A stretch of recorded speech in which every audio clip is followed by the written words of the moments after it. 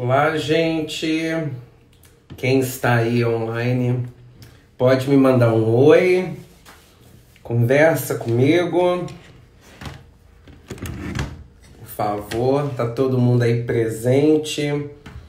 Quem não está entendendo a situação, meu nome é Wesley, eu sou professor e coordenador de redação da Rede de Ensino Apogeu. E a gente vai fazer uma live agora para os nossos alunos e para todos que nos seguem. Eu vou esperar uns 2 minutinhos só para ver se estão todos aí. Eu quero avisar que essa live vai ficar salva, tá? Então, se durante a nossa conversa vocês não conseguirem pegar alguma informação, ela vai ficar salva no nosso IGTV, tá bem? Fiquem tranquilos. Eu vou pedir também, oi Bonaldi, todos que tiverem dúvidas, podem mandar as perguntas aqui no nosso bate-papo, eu estou vendo vocês, e aí a gente vai conseguir conversar melhor, tá bem? Vou esperar mais uns 2 minutinhos, porque aí a gente começa a conversar. Só para contextualizar para vocês, lá no nosso curso, lá no Apogeu, nós estamos estudando temas de redação do eixo Ciência e Tecnologia. Na nossa última live, foi feita pelo YouTube, eu falei sobre exclusão digital. Essa aula está salva, ela está bem completa, inclusive. Se vocês quiserem, por favor, podem assistir a aula no canal do Apogeu no YouTube. Só pesquisar lá que essa live está salva. E hoje nós vamos falar um pouquinho sobre o descrédito na ciência no Brasil. O Mar Infinito está mandando eu mandar um salve para você, Mar Infinito. Nós vamos falar hoje sobre descrédito na ciência no Brasil.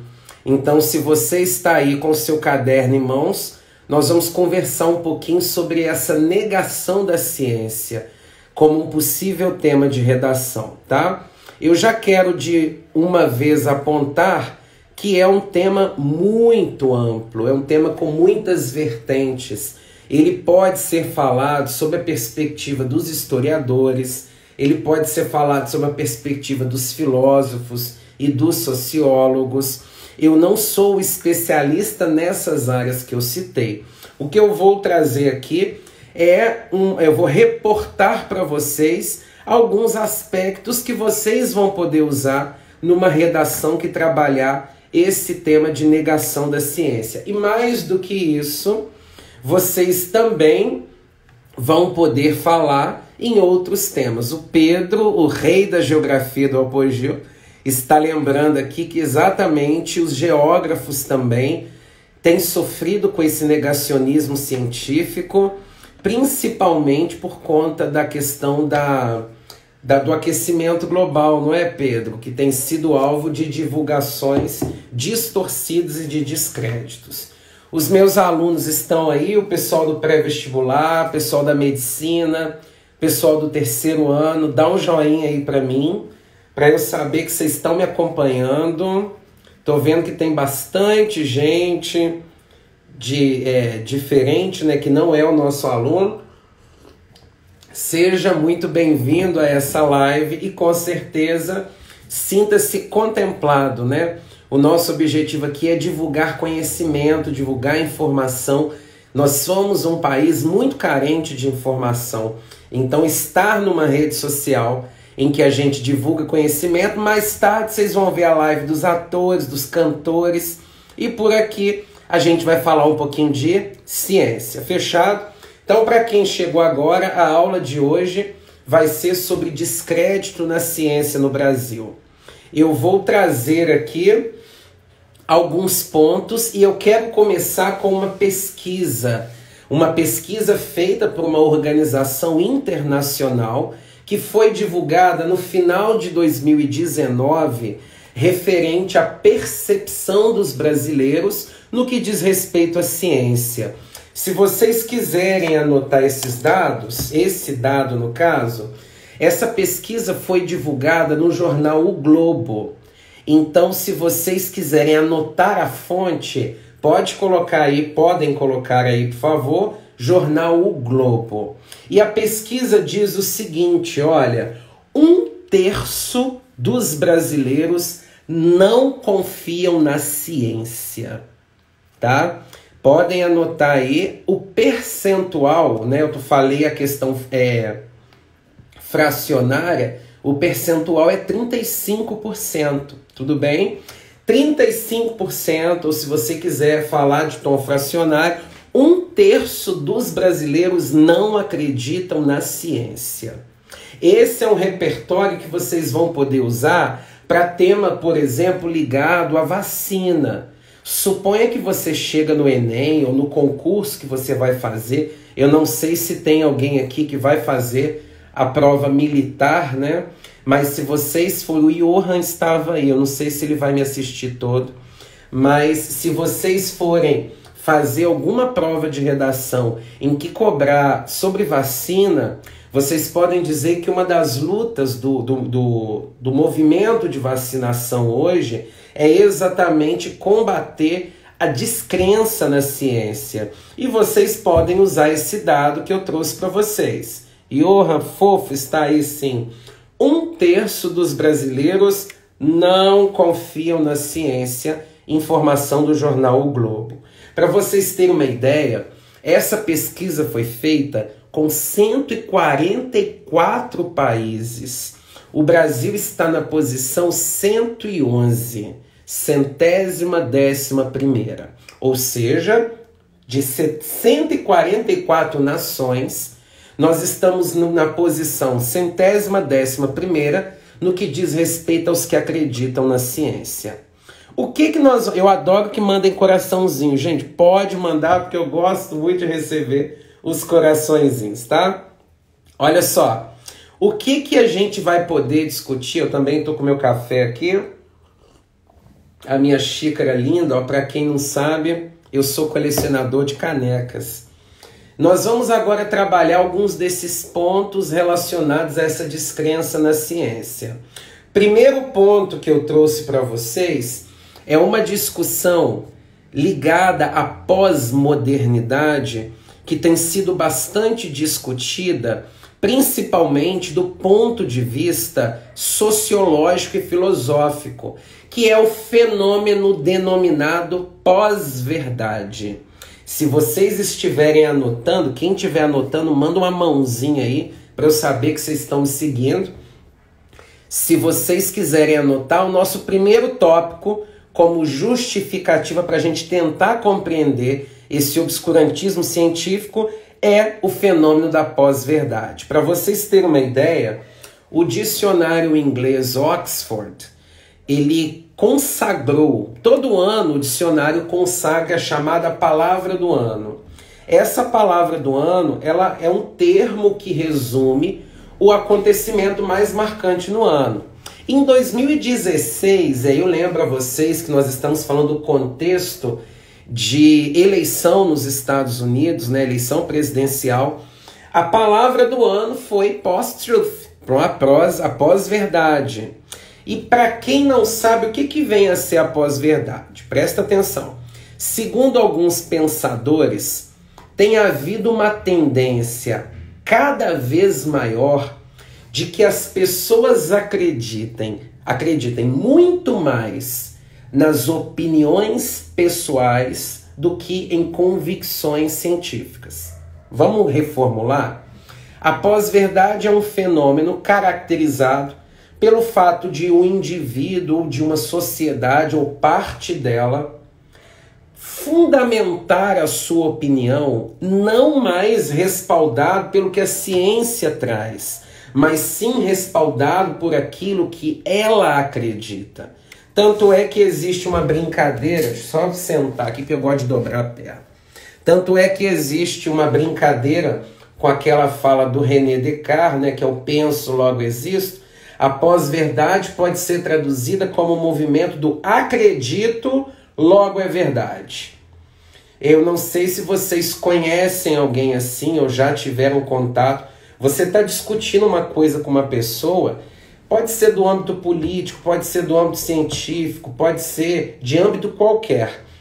você tenta mostrar para aquela pessoa, por A mais B, que o que ela está dizendo não tem respaldo científico, mas a pessoa vai continuar acreditando. Por quê? A pós-verdade ela se fortalece porque é um movimento que tende a ir ao encontro das perspectivas pessoais.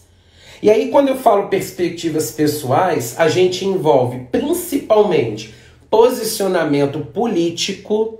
As pessoas tendem a acreditar em um fato que tem consonância com a visão política dela.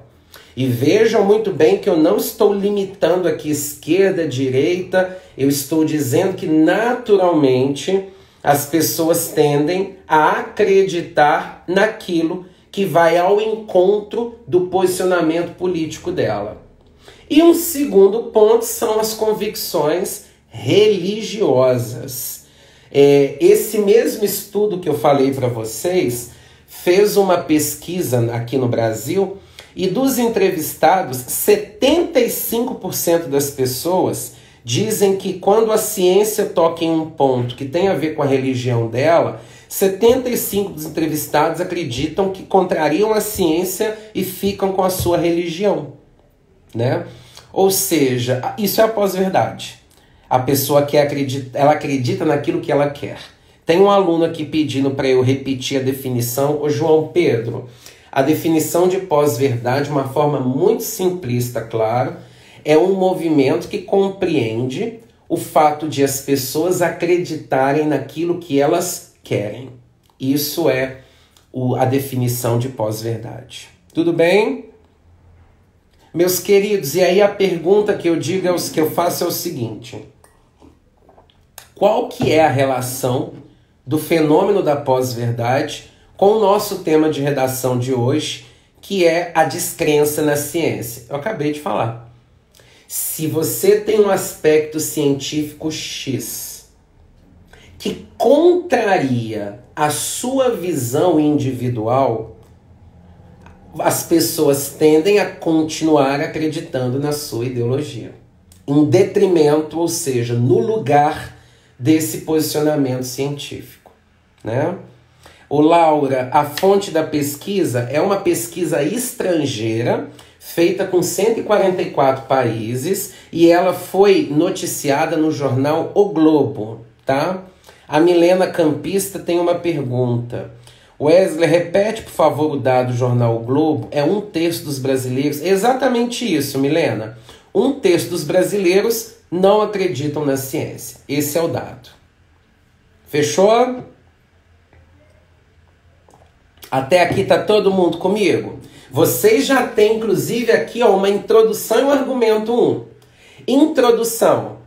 Pesquisa do jornal o Globo dizendo que 1/3 dos brasileiros não acreditam na ciência.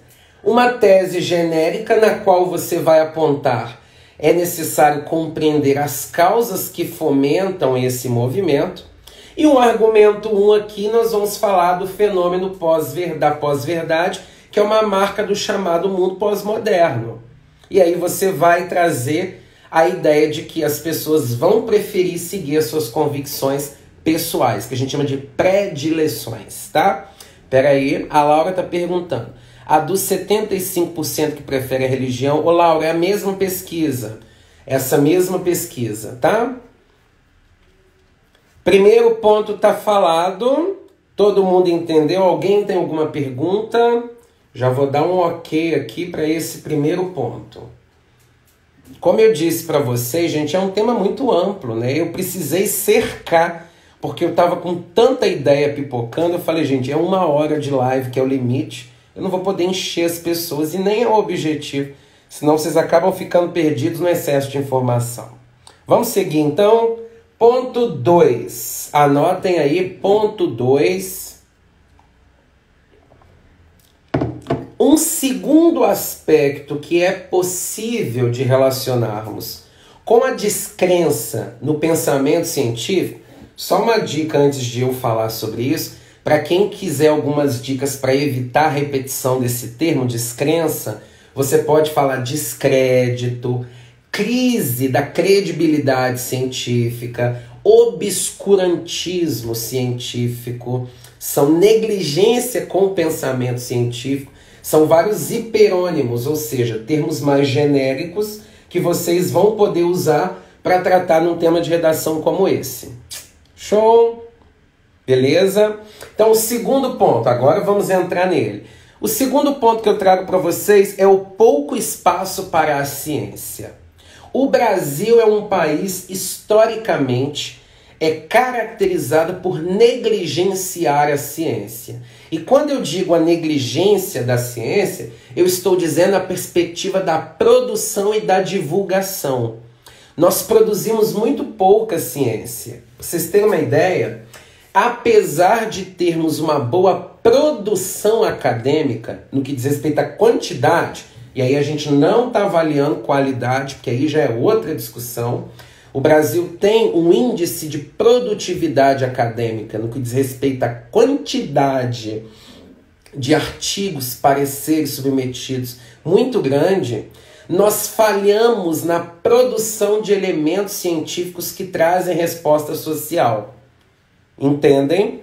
Para vocês terem uma ideia, o Ministério da Ciência e Tecnologia não teve nem vergonha de publicar isso, mas trouxe o dado de que o Brasil investe 1% do seu PIB em pesquisa. Guardem isso, o Brasil investe 1% do seu PIB em produção científica. É muito pouco, muito pouco. E para piorar, o que eu coloquei aqui como agravante, diante da crise econômica que nós atravessamos e que nós estamos atravessando agora por conta da pandemia, e diante da chamada medida da PEC do teto de gastos, o Brasil sofreu ainda cortes orçamentários. Nós tivemos, por exemplo, 30% de redução do dinheiro que foi para as CAPES, né, que é a Coordenação do Aperfeiçoamento Pessoal do Ensino Superior. Nós tivemos um corte de 80% na chamada CNPq, que é o Conselho Nacional de Pesquisa, de Desenvolvimento de Pesquisa e Tecnologia. Ou seja, nós temos dois grandes eixos de produção científica no Brasil que são responsáveis por darem bolsas, por concederem bolsas de estudos para os nossos estudantes na graduação e na pós-graduação. E aí eu lembro a vocês que é justamente dessas pesquisas, nas especializações nas universidades, no mestrado, no doutorado, que sofrem com esse corte. E lembra que são esses eixos da sociedade que trazem as nossas mudanças. Ou seja, nós temos um pouco investimento na ciência. E aí, qual que é a relação que a gente pode fazer do pouco investimento científico com a descrença científica? Como que a população vai dar crédito para algo que é extremamente banalizado? Me entendem? É extremamente banalizado. O resultado é que a produção científica do Brasil, ela tem pouca relevância e automaticamente pouco crédito da população. Tanto é que as pessoas babam num pesquisador norte-americano, num pesquisador finlandês, num pesquisador dos países asiáticos, porque de fato são lugares em que há um olhar maior para a ciência. Tudo bem? Até aqui alguém tem alguma pergunta? Aqui nós temos o Cinevox. Cortes são necessários nesse momento. Infelizmente, Cinevox. A gente critica os cortes em outros setores que não são feitos, principalmente de alguns salários que são além daquilo que o nosso país tem saúde financeira para arcar, né? Mas a gente compreende, infelizmente é um assunto mais amplo para se debater. Alguém tem alguma pergunta, gente? Me responda aí sim ou não.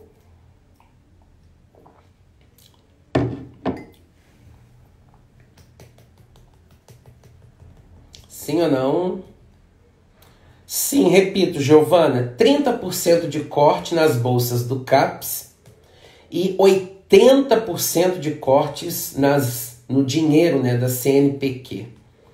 A estimativa é de que o Brasil perdeu cerca de quase 40 mil bolsas de estudo. Gente, não tem como um país valorizar a ciência se essa ciência não é valorizada do ponto de vista monetário. Como é que se produz ciência? Inclusive, lembra, pessoal do Apogeu, que está aí me assistindo, o tema da redação de semana passada, retrasada, se eu não me engano, que vocês entregaram, foi exatamente a fuga de cérebros. É um dos efeitos desse pouco espaço científico. Tudo bem? Até aqui, gente, belezinha? Então, ó, repetindo, para quem chegou agora e está pegando no meio do caminho. Primeiro tópico que nós associamos a descrença científica, o fenômeno da pós-verdade. Segundo tópico que nós acreditamos é o pouco espaço da produção e da divulgação científica. Quando a gente fala em divulgação, eu estou falando, por exemplo, da presença dos cientistas nos veículos de comunicação. Percebam que a grade de programação, por exemplo, da televisão, ela é muito pautada muito mais em entretenimento do que em informação. Existem, né, os programas voltados para a informação, mas a gente ainda consome as mídias, hoje, as mídias virtuais e a própria mídia televisiva, a gente consome muito com ar de entretenimento. Muito raro você vai ver alguém abrindo um canal para assistir um documentário, para ver uma entrevista com um cientista renomado, para ver uma reflexão de um pensador brasileiro. As pessoas consomem as mídias com um intuito muito maior de diversão, de lazer e não para estudo, né? E mesmo assim, os programas que trazem isso, geralmente eles têm baixa adesão, né, que a gente chama de audiência. Pode ir para o próximo tópico? Próximo tópico, posso? Então vamos lá. O próximo tópico é um tópico que diz respeito... Espera aí que tem uma pergunta. A Lívia, Wesley, você pode repetir os termos que podem substituir descrença? Lívia, você pode falar obscurantismo científico, você pode usar descrédito no pensamento científico, negligência com o pensamento, aversão ao pensamento científico. Tudo bem? São alguns termos, são muitas as expressões. Aí estão algumas. Vou prosseguir. O nosso terceiro tópico, que diz respeito a essa descrença científica no Brasil, está relacionado com a postura de nossos governantes. Vamos falar. Olha só. Quando você tem a chamada tripartição do poder público, em que se tem o executivo, o legislativo e o judiciário, quando se pega a figura desses elementos da democracia, eles têm uma responsabilidade. E é uma responsabilidade juramentada por uma das primeiras páginas da Constituição Federal. Eles devem seguir a lei e a ordem nacional e, ao mesmo tempo, fundamentar-se como um exemplo para a sociedade. Quando eu digo um exemplo para a sociedade, o que eu quero dizer? Quando nós temos governantes, e aí eu não preciso citar exemplos, porque acho que basta vocês abrirem qualquer jornal que vocês vão saber. Sejam eles da esfera municipal, sejam eles da esfera estadual ou da esfera federal, mas quando se tem governantes que adotam posturas, que adotam falas e adotam medidas públicas anticientíficas, nós vamos ter uma avalanche no que diz respeito à produção científica. Por quê? Esses parlamentares que apoiam o antifascismo de forma descarada, essa atitude traz consequências. Primeira consequência que eu coloquei aqui é um aumento das ideias anticientificistas. Por quê? A população vendo as autoridades públicas agirem contrariamente à recomendação científica, a população tende a acreditar que a recomendação científica é que é equivocada. Principalmente se nós falarmos da população com menor instrução ou com maior déficit de leitura e de interpretação, que eu vou chegar nesse ponto, é o nosso último ponto. Segundo, isso fortalece os incrédulos. E terceiro, desmerece o pensamento científico. Tudo bem? Nós temos isso um grande problema. Se eu tenho uma posição científica trazendo para a gente uma visão, se eu tenho um representante político agindo de forma contrária a essa visão, nós temos um fortalecimento desse pensamento. Principalmente porque os políticos tendem a ter o que a gente chama de curral eleitoral ou de agrupamento de seguidores, que são os indivíduos que, sejam eles de esquerda ou de direita, tendem a adotar as posturas dos governantes. E isso a gente percebe muito bem. Fechado? Perguntas, esse é o nosso terceiro ponto. O Bruno está dizendo não concordo. Tudo bem, Bruno, a não concordância faz parte da democracia. Se tiver respaldada na ciência, é uma concordância válida. Se não, aí é apenas opinião. Meus queridos, esse é o nosso terceiro ponto. Vou retomar então para quem chegou. Primeiro ponto que nós usamos, fenômeno da pós-verdade. Segundo ponto que nós usamos, o pouco espaço para a ciência. Terceiro ponto que nós usamos, a postura política como um mau exemplo para a população. Tá pedindo para eu repetir aqui, fala a segunda sequência. Ô Nicole, qual segunda? Dentro da postura política? Eu não entendi qual que foi sua pergunta.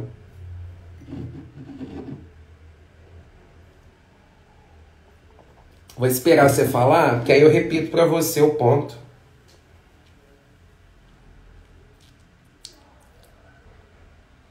Nicole? Bom, enquanto a Nicole... Peraí. Tá.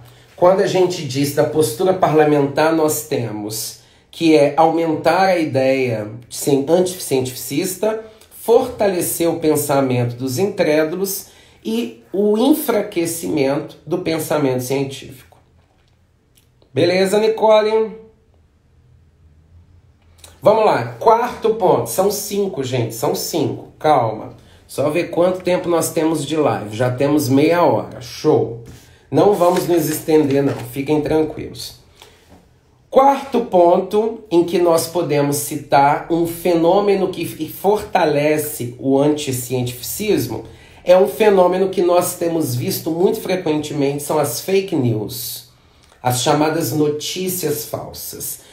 A notícia falsa, ela sempre existiu no mundo, gente. Isso é a mentira. A mentira, ela sempre existiu.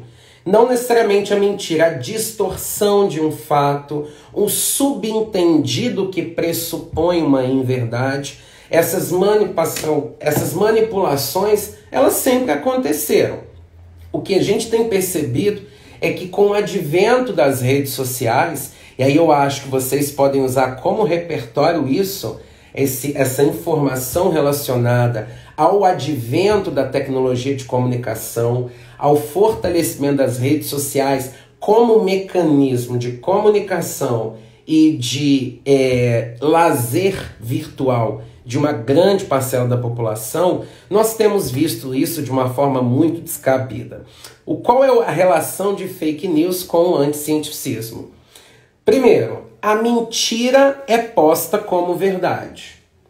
E aí todo mundo já sabe, a fake news pode ser desde uma corrente do WhatsApp até uma página bem formulada que se tem ali com a intenção de propagar essa inverdade. Segundo, o Brasil ainda está com dificuldade de identificar os responsáveis. Nós temos hoje projetos de lei sendo discutidos para criminalizar ou não a divulgação de fake news, só que do ponto de vista cibernético é muito complicado você identificar um usuário, né? Até porque muitos deles usam perfis falsos, fazem uso de servidores estrangeiros. Em casos mais elaborados, você tem, por exemplo, a contratação de empresas internacionais para elaboração das fake news. E ainda, para completar, nós temos hoje as ferramentas tecnológicas como os bots, os robôs virtuais, que nada mais nada menos são programações que disparam mensagens de forma simultânea e repetida, o que faz com que você tenha uma enxurrada de informação sendo divulgada. E aí, qual que é a conclusão a que se chega? A propagação da mentira, ela é muito mais rápida e de muito mais alcance que a propagação da verdade. Saiu uma fake news relaciona... Vamos dar um exemplo. Há um pouco tempo, o Drauzio Varela, o médico Drauzio Varela, fez um vídeo desmentindo um boato de que o quiabo na água, a baba do quiabo na água curava diabetes. Eu não sei de onde as pessoas tiraram isso, mas saiu a ideia de que o quiabo de molho na água por um tempo, se as pessoas tomassem aquela água, vocês imaginam aquela coisa toda esquisita, mas se as pessoas tomassem aquela água, elas ficariam curadas do diabetes. Resultado, várias pessoas tomando água babenta de quiabo para curar diabetes. E aí ele teve que ir à televisão, postar nas redes sociais que aquilo é um engano. Outros médicos e profissionais da área da saúde, como nutricionistas e médicos de suas diversas formações, postaram também em suas redes sociais. Só que o alcance de uma mentira, ele é muito maior do que o alcance de uma verdade. Por várias razões. Primeiro, quem posta uma inverdade, quando você vai lá e tenta mostrar para aquela pessoa que aquilo que ela postou não é bem assim, muito dificilmente a pessoa vai fazer uma retratação. Por exemplo, ela vai fazer um post dizendo: gente, acabei de postar tal coisa, verifiquei que não procedem, se observarem isso nas suas redes, não repassem. Tem gente que fica com vergonha de assumir que é um erro, que é uma coisa banal. Todo mundo aqui pode estar sujeito a cair em conto do vigário. E aquilo faz com que a pessoa não se retrate. Às vezes ela só apaga. Outros sequer apagam. E as fake news, gente, elas vão ter uma íntima ligação com o tópico 1 da aula de hoje, a pós-verdade. É aquilo em que eu acredito, é verdade para mim. Atende ao meu posicionamento, à minha inclinação política, religiosa, pessoal, a minha filosofia de vida, automaticamente é verdade. Como diz os antigos, não sei se vocês conhecem o ditado, é juntar a fome com a vontade. Você junta 2 pontos e é difícil. E o que a gente está percebendo? As fake news viraram um grande problema para a sociedade. Um grande problema. Bom, esse foi o nosso 4º tópico a ser discutido sobre a... Felipe, muito obrigado. Esse foi o nosso 4º, acho que é o André, não sei, só estou vendo um azinho ali. Esse foi o nosso 4º tópico e vamos para o último. Alguém tem alguma pergunta até aqui? Para eu ir para o último tópico, a gente ir para as consequências. Vou esperar, porque eu sei que dá um delayzinho. A live travou em algum momento, gente? Só para eu saber se houve algum problema da internet ou coisa do tipo. Falem para mim, por favor. Se não tiverem nenhuma pergunta, só falar um ok, um joinha, e aí eu sei que eu posso prosseguir. Não? Tudo bem?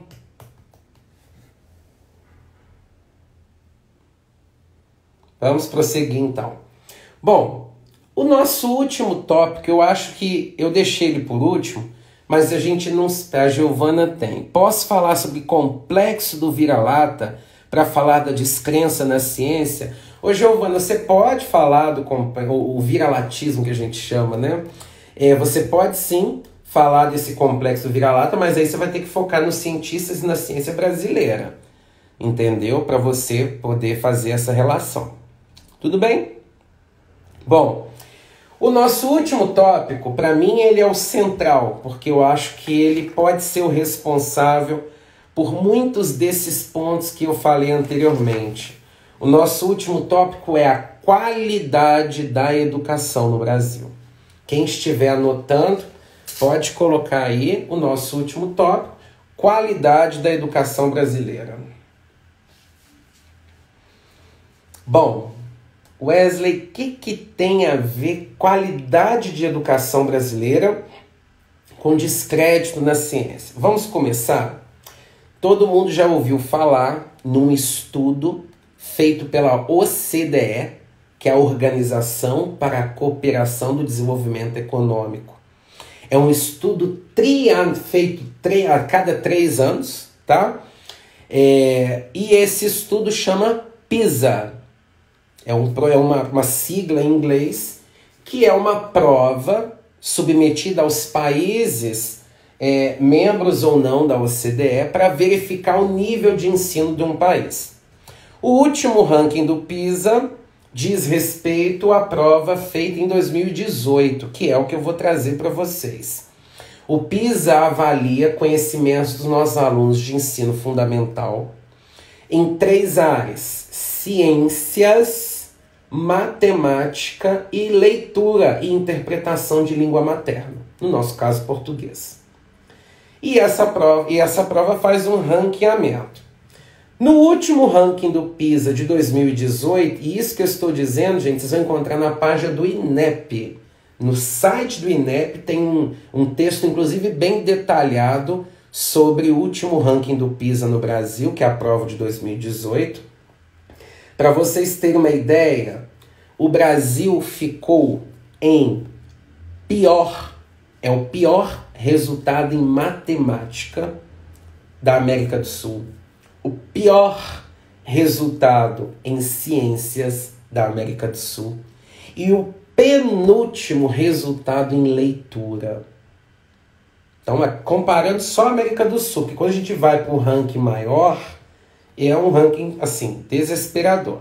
E só uma observação, o PISA não é uma prova que submete apenas escolas públicas. O PISA pega escola pública e pega escola particular, tudo bem? No caso do Brasil, que é um país que também tem a educação privada. O nosso resultado aqui faz com que a gente discuta algumas coisas. Como que eu quero que um país que fica em último lugar num continente em conhecimento científico dos alunos valorize a ciência? Isso demonstra muita coisa. O Brasil investe consideravelmente o seu PIB em educação, comparado com os países grandes? Investe. Falar que o investimento em educação no Brasil é alto é verdade? Não. É um investimento que é alto na perspectiva de outros países, mas nós temos uma infinidade de problemas diferentes, uma população estudantil diferente, problemas infraestruturais e históricos da educação diferentes. Ou seja, a quantidade de dinheiro dado à educação básica ainda é muito inferior ao que é necessário. E aí, gente, vale lembrar que tudo passa pela perspectiva social. Você ainda tem alunos que vão para a escola para comer. Ele vai para a escola para comer, ele não vai para aprender. Ele não vai de casa já alimentado, ele vai de casa para se alimentar, ele vai para se alimentar. O Daniel disse, a falta de interesse da população na educação está dentro da pós-verdade. Ô Daniel, eu não sei se ela está dentro da pós-verdade, mas eu acho que ela contribui para a pós-verdade. Ela contribui. E essa falta de interesse também precisa ter debatida, porque a gente não sabe se é porque não houve a exposição do conhecimento, a pessoa se interessar. Você só se interessa por aquilo que você conhece, né? Por aquilo que você gosta. E aí vamos lembrar, as escolas falham nesse ponto, e aí a gente precisa abordar essa falta, que é o instinto científico dos alunos. E aí a gente tem, gente, N problemas. Quando falar de educação, não é uma live de 1 hora que vai resolver a situação. A gente poderia falar que 24 horas, formação de professor, número de alunos em sala, sistema educacional e atendimento às exigências mercadológicas ou modernas, tá? Nós poderíamos falar sobre metodologias de ensino, sobre tipos de disciplina do currículo escolar. Tem, assim, N fatores. Quando alguém fala que a educação do Brasil é um problema, querido, o problema, ele é um buraco negro, ele é muito maior do que só falar que é investimento. Não é só investimento. E aí você tem que falar das peculiaridades. O problema de uma educação de uma escola de periferia é o problema de uma educação de uma escola de uma população ribeirinha. Então, de uma escola de uma população de um interior, como, por exemplo, o sertão nordestino. As realidades distintas trazem problemas distintos e pedem resoluções distintas para os problemas. Só que o consenso é o seguinte: a nossa educação está ruim. O dado mostra, nós somos o último lugar em matemática. Somos o último lugar em ciência. A pesquisa, vou falar para vocês, a pesquisa disse que mais de 50% dos nossos estudantes não conseguem compreender textos básicos. Entende? Mais de 50%, gente. É muita coisa de gente que sai da escola. E aí eu falo que aqui na live eu posso falar, a gente trabalha com correção de redação. Eu já trabalhei como corretor do Enem. As coisas que nós vemos indica, assim, um absurdo. Você fala assim, como esse indivíduo sai da escola? Né? E aí eu falo o seguinte, como a gente vai valorizar a ciência se as pessoas não sabem ler? A pessoa é incapaz de pegar uma bula de remédio para ver uma posologia adequada, ela não compreende. Então a falha da educação alimenta uma descrença na ciência. Ponto. Eu poderia discutir assim mais, entretanto, aqui nós não temos tempo, mas é um assunto assim que dá pano para manga. Gente, os nossos 5 pontos anotados, eu trouxe aqui para vocês algumas consequências, para a gente fechar a nossa aula, tá? Deixa eu só ver o que vocês falaram, porque eu estou ignorando as falas. O Daniel diz, porque tem gente que estuda em escola privada, mas não liga. Ah, Daniel, isso é exatamente. Aí a gente tem outras questões. É a questão ligada à classe do indivíduo, a necessidade ou não que ele tem de ascensão, a participação da família na educação, que faz com que ele tenha a educação como algo primoroso. E mais, a visão que um país tem de conhecimento. Tem aluno que olha para você e fala, não preciso disso, eu vou dormir. Como se conhecimento ocupasse espaço e deixasse a cabeça pesada, né? Deixa eu ver aqui. A Milena, o ensino é muito passivo em alguns casos, né? Não estimula os alunos. Ô Milena, sem dúvida. Eu lembro que eu li uma matéria da Nova Escola, da revista Nova Escola, dizendo que foi feito um estudo que quase 60% do tempo dos alunos em escola é cópia. Você está no século XXI, ainda aluno fica copiando matéria de quadro, entende? A formulação das nossas metodologias. Se você vai para uma escola, você tem que apenas cumprir módulo. Se você vai para outra, você quer fazer um sistema inovador, o pai chega e fala, mas ele quer passar no vestibular. Então a gente acaba criando um ensino focado para fazer a gente passar em prova. As pessoas saem da escola muito pouco reflexivas e saem muito mais com a ideia de que elas têm que passar em algum exame que é o atestado de eficiência dela. Como se educação fosse apenas passar em algum lugar, né? A educação que fomenta a discussão, o pensamento, a crítica, a discussão, o raciocínio, a representatividade, ela fica a desejar. Se a gente vai fazer isso, o aluno olha para sua cara e fala, cai no PISME, cai no Enem, não vou estudar. Ou então se o aluno topa, o pai fala, mas isso aí vai fazer alguma coisa para ele passar? Não vai fazer. E aí a gente fica rendido a um sistema em que se cumpre módulo, a um sistema nacional de avaliação em que você tem que fazer os alunos passarem, que é o atestado de sucesso de uma escola. A situação da educação é bizarra, gente. É bizarríssima. Eu trouxe aqui algumas consequências dessa crise de ciência, da crise da ciência. Primeiro, o surgimento de movimentos obscurantistas. Não tem como não falar. Quando você não acredita na ciência, quando você não conhece a ciência, o que vai surgir? Movimentos obscurantistas. O Elson está aqui. Saímos da escola formados em busca, olhando a nuca do colega, bancaria desde sempre. Na nuca, exatamente, Elson.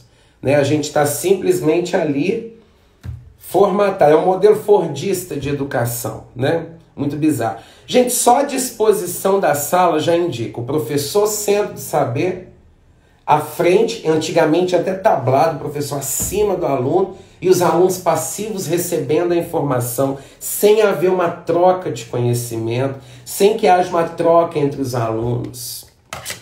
Olha, a gente aqui discutindo educação brasileira. A Michelle está dizendo a hierarquia dos cursos. Criança acreditando na ciência não dá futuro. Oh, gente, sem dúvida.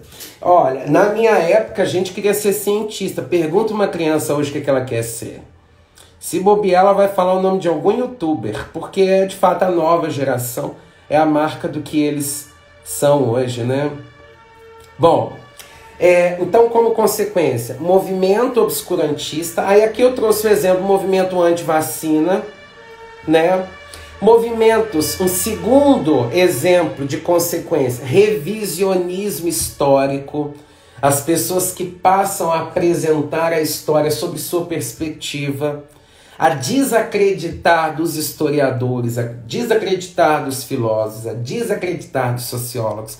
Na realidade, ciências humanas, por exemplo, é assim, completamente demonizada por essas pessoas.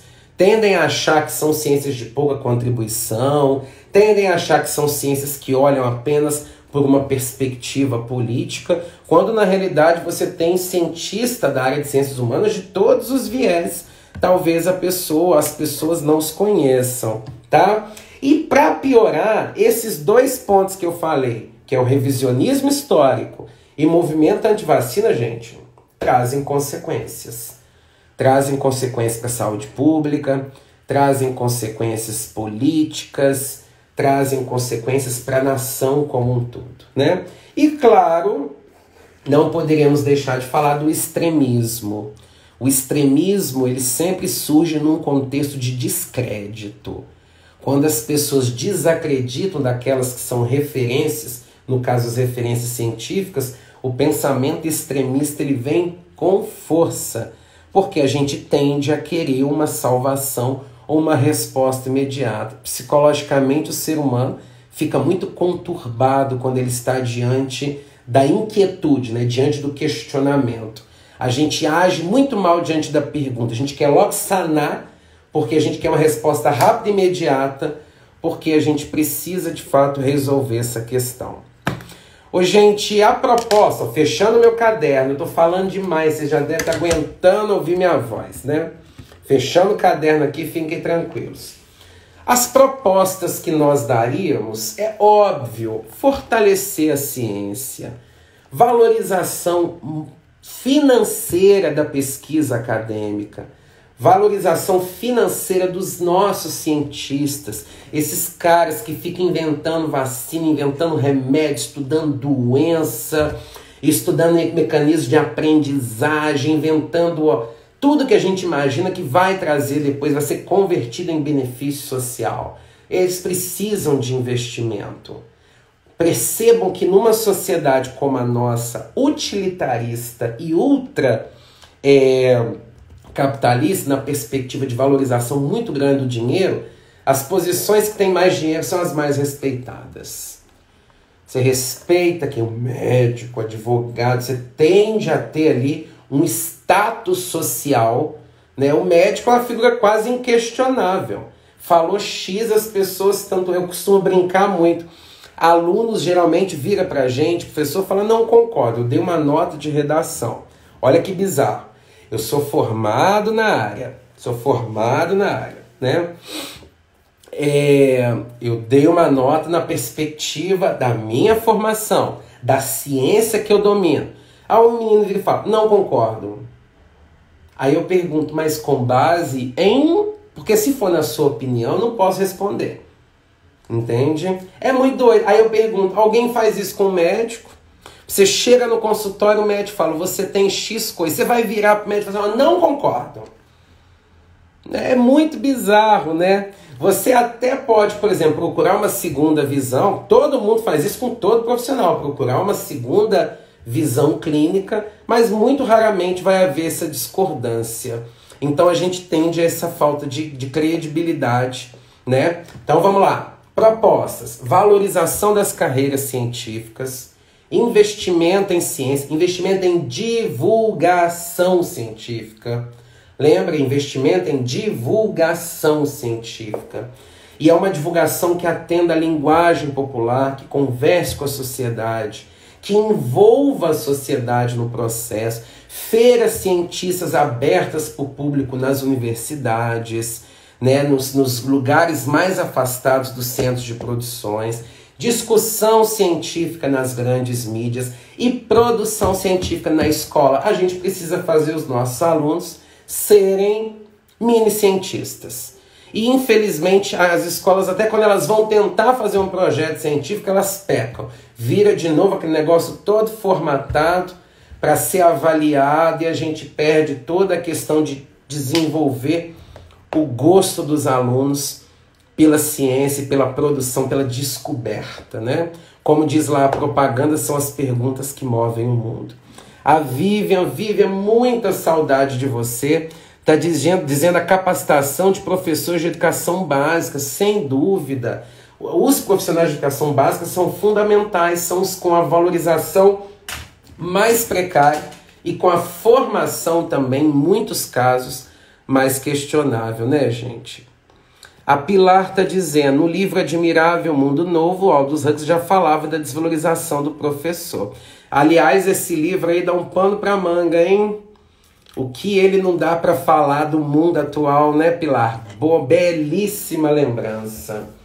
Meus queridos, eu agradeço demais a presença e a participação de todos vocês, tá bem? Quero dizer que semana que vem tem mais, nós vamos falar semana que vem sobre... Eu esqueci que nós vamos falar semana que vem, mas nós vamos postar aqui na rede do Apogeu, nós vamos postar, tá? Quem não nos segue, segue o nosso canal aqui no Apogeu. Nós vamos estar sempre aqui trazendo bastante informação e conhecimento. Nós estamos democratizando o conhecimento dos nossos alunos, né, que a gente oferece aos nossos alunos para vocês, tá? Muito obrigado pela participação, muito obrigado pelas perguntas e um bom final de semana para todo mundo, tá bem? Essa live vai estar salva no IGTV do Apogeu. Um abraço e tchau, tchau.